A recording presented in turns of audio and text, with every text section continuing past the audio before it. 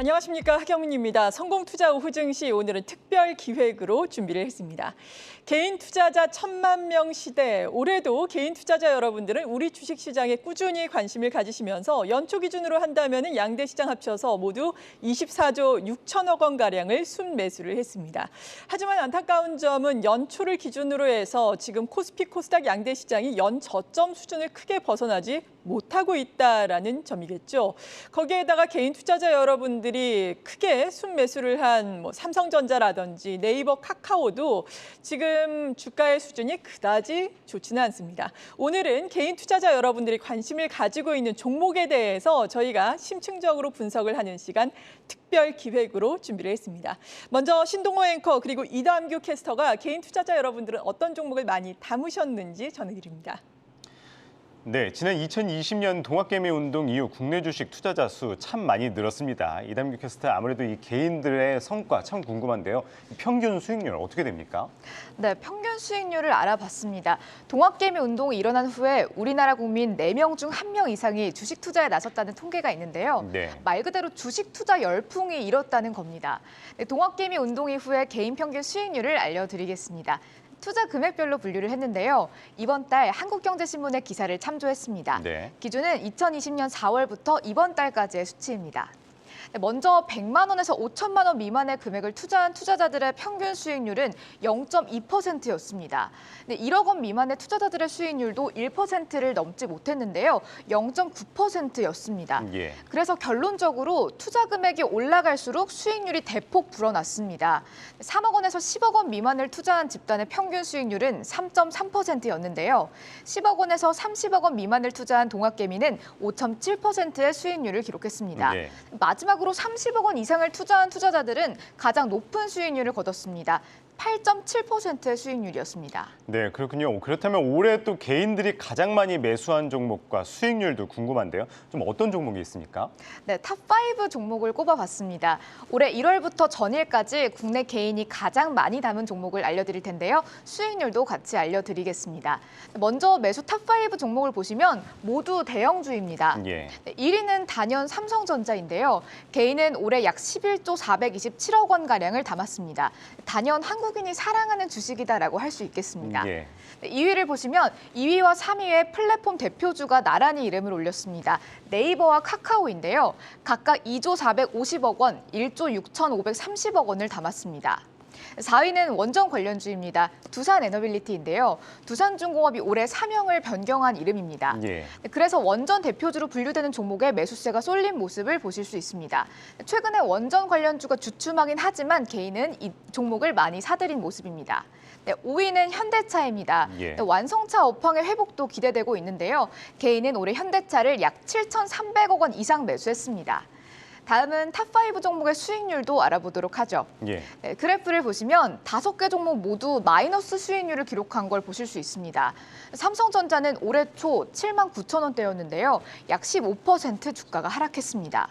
네이버, 카카오는 주가 하락폭이 가장 큽니다. 네. 두 종목 모두 약 27% 하락했는데요. 플랫폼주에 대한 규제 영향으로 지지부진한 주가를 이어갔습니다. 다음은 두산에너빌리티의 수익률 보시죠.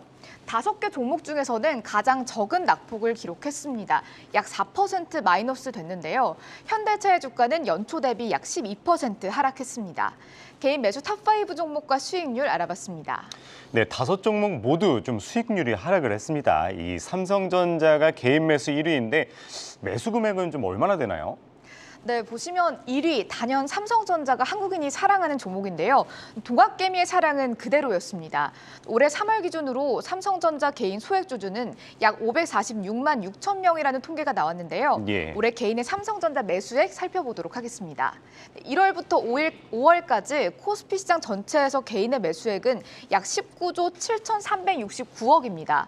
그중에서 삼성전자와 우선주의 매수액이 가장 큰 비중을 차지하는데요. 개인은 5월까지 삼성전자를 약 11조 427억 원, 예. 우선주를 2조 2,382억 원가량 사들였습니다. 예. 그래서 두 종목을 합하면 약 14조에 달하는 건데요. 무려 코스피 전체 70%가량의 비중을 차지하는 겁니다. 네. 개인의 삼성전자 매수세는 올해도 사그러들지 않고 있습니다. 지금까지 국내 개인의 매수 흐름 전해드렸습니다.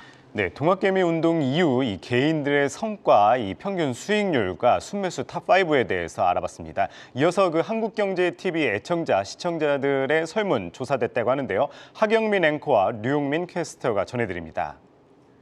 네, 이번에도 저희 한국경제TV를 애청해 주시는 시청자 여러분들을 대상으로 유튜브 설문조사를 벌였는데요. 무려 3만 2천 명이 넘는 여러분께서 참여를 해주셨습니다. 이용민 캐스터, 첫 번째 질문은 어떤 거였나요?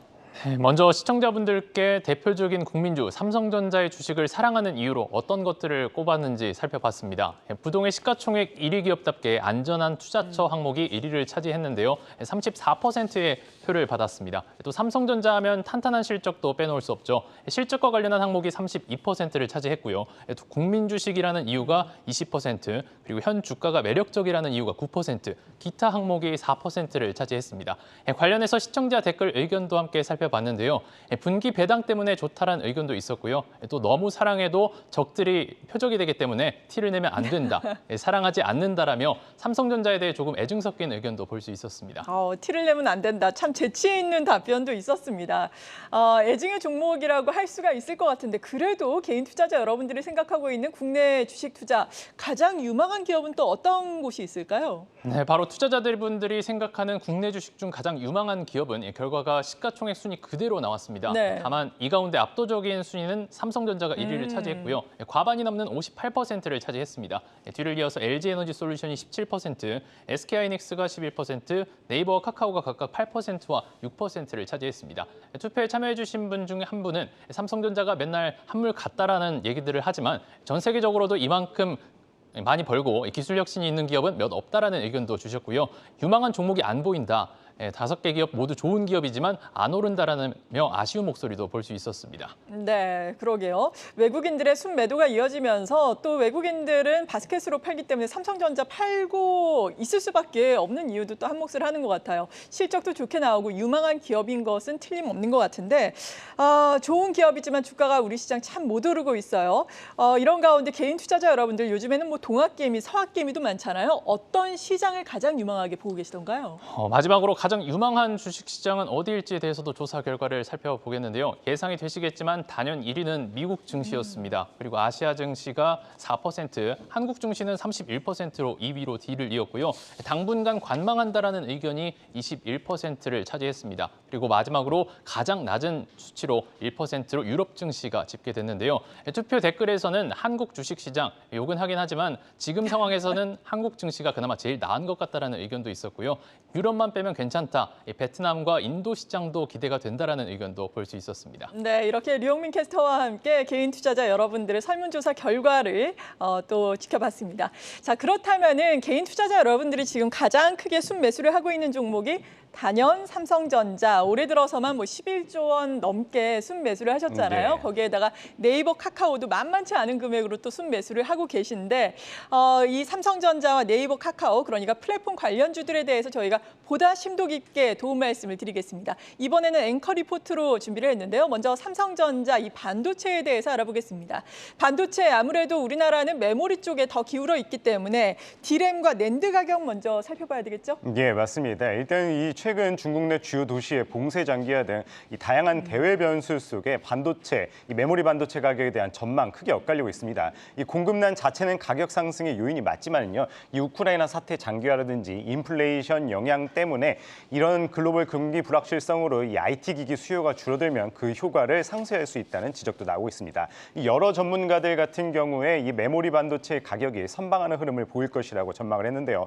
이 노근창 센터장 같은 경우에는 2분기 낸드값 상승 시동을 걸 것이라고 이야기를 했습니다. 여기에 이 서버형 DDR5 도 관련돼서 확대될 것이라고 설명을 했습니다. 이 김양재 연구원 같은 경우에도 이 중국 봉쇄가 해제가 된다면은 조금 주목할 필요가 있다고 이야기를 했습니다. 네, 메모리와 낸드 쪽에 대해서 먼저 알아봤는데 이어서 비메모리 쪽에 대해서 알아봐야 되겠죠. 이 파운드리 쪽에서는 아무래도 대만의 TSMC가 1위이기 때문에 이 영향을 안 받을 수가 없는데 TSMC가 또 가격 인상을 단행을 했습니다. 삼성전자 이후에는 어떨까요?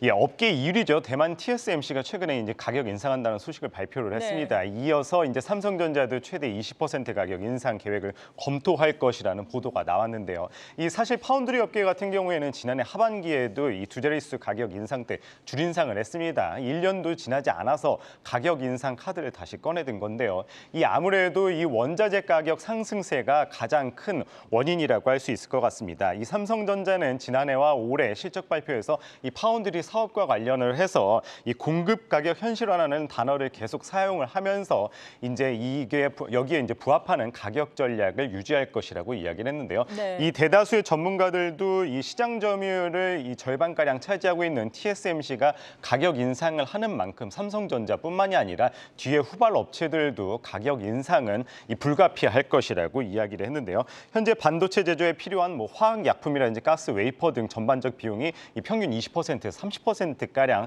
이 상승한 것으로 전해지고 있는데요. 이 파운드리 업체들의 가격 인상을 한다면은 뭐 자동차라든지 스마트폰 또 게임기 등 수요 산업의 이 제품가 인상에도 어느 정도 영향을 미칠 것이라고 이야기를 했습니다. 네, 이런 가운데 실적에 대해서 또 많이들 궁금해하실 거예요. 사실 실적이 나빠서 지금 주가의 흐름이 안 좋은 것은 아니지만 그래도 하반기의 실적이 어느 정도 더 좋아질 수 있느냐 이 여부가 중요하지 않겠습니까? 예. 우리 반도체 기업들 실적 전망은 어떻습니까? 예, 일단 반도체 투톱 모두 이 하반기 실적에 대해서는 긍정적으로 평가를 했습니다. 물론 현재 이제 매크로 불확실성이 크지만은요, 이 그래도 실적 선방할 것이라고 이야기했는데요. 특히 삼성전자의 실적도 좋지만 SK하이닉스에 대해서 좀 더 긍정적인 의견을 내놨습니다. 이 노근창 센터장 같은 경우에는 이 상대적으로 유연한 서버 디램 수요가 하반기로 갈수록 증가할 것이라면서 특히 이제 코로나19로서 이제 투자가 지연이 됐던 이 범세계적으로 확대되는 이제 신규 데이터 센터가 투자가 늘어나는 만큼 하이닉스의 실적 좀 기대해 볼 만하다고 이야기를 했습니다. 네, 그렇다면 반도체주 투자 전략은 어떻게 가져가면 좋을까요? 네, 아마 시청자분들이 가장 궁금해하실 부분이 아닌가 싶어요. 그럼요. 이 현 상황에서 국내 반도체주에 대해서는 모두 긍정적으로 평가를 했습니다. 이 대형주뿐만이 아니라 이 소부장주까지도 모두 매력적이라고 이야기를 했는데요.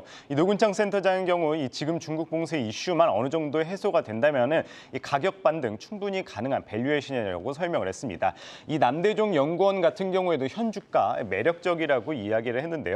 종목별로는 이 펀더멘탈 대비 주가가 많이 하락한 이 덕산 네오룩스나 솔브레인을 추천을 했습니다. 이 마지막으로 김양재 연구원 같은 경우에도 뭐 의견은 비슷했습니다. 저가 매수 가능하다고 이야기했고요. 아까 앞에서도 이야기했듯이 뭐 대형주라든지 소부장주 모두 관심 가져볼 필요가 있다고 이야기했는데 그 중에서도 좀 안정성 측면에서 대형주 가운데 특히 SK하이닉스 주목할 필요가 있다고 이야기를 했습니다. 네, 그렇군요. 반도체 소부장도 매력적이고 그리고 대형주 가운데서 한 분께서는 또 SK 하이닉스 매력적이다라고 평가를 해주셨네요.